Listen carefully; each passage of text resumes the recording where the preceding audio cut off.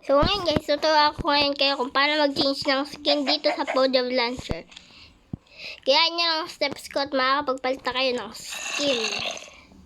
Una, dito, lumabas kayo sa Pojo Launcher, i-press nyo yung Pojo Launcher. Tapos, punta sa Starchiver. Hanapin nyo lang kung ano yung gusto ng skin. Basta ako meron akong sarili kong skin. Nandito lang sa World of Skin.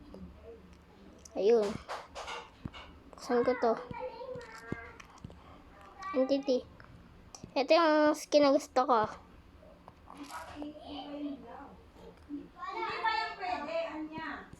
Gusto ko ano yung gusto yung skin. Pangalanan nyo lang ng Alex yung skin nyo. Rename.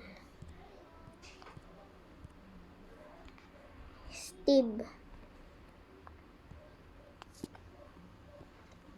Yan. Delete ko muna ito. Tapos copy then paste mo. Tapos pangalan nyo Alex. Tapos kopyahin. Copy.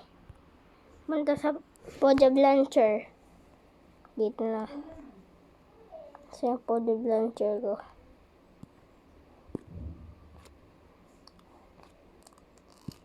Android data. Ayan. NetDK. Pojo Launcher. Files. Pag nakita niya itong Minecraft, pindutin niya yan. Pag wala naman, punta kayo sa settings. Tapos, itong general. Hindi to. File list. Tapos i-on nyo itong show hidden files. Tapos pindutin nyo itong Minecraft. Tapos versions. Kung ano yung ginagamit nyo dyang version. Basta ko itong ginagamit kong version. 1.21. Tapos assets. Minecraft texture. Hindi ko pa pala nakopya.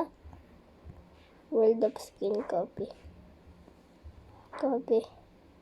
Then Pojo Launcher files. Minecraft.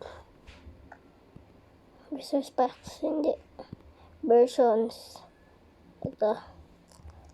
Copy natin tong file. Assets. Minecraft. Tapos dito lang kayo sa textures. Entity. Hanapin nyo dito yung player. Ito, player. Tapos, copy na lang ito sa slim. Tapos, kopya pa.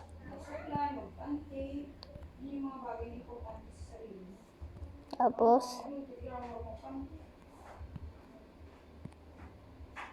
assets, Minecraft. Same din dito. Hanapin ang entity. Tapos, hanapin ang player. Tapos, sa wide naman. Tapos, dito sa Pojo Launcher, on yung Pojo Launcher.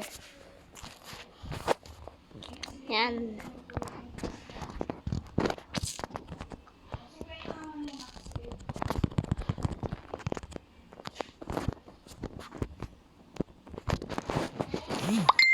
Loading lang.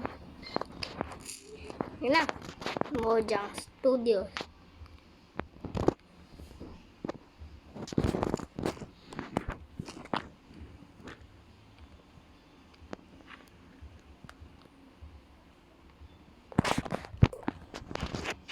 Tapos, yun ang single player. At kung ano, piliin nyo lang kung ano gusto nyo ditong world.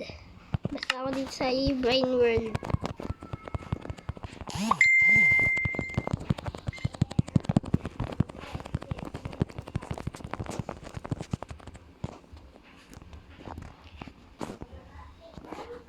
Tapos, ayan. Na-change na yung skin nyo. At wag din kalimutan mag-iwan ng like at subscribe dyan. Bye-bye!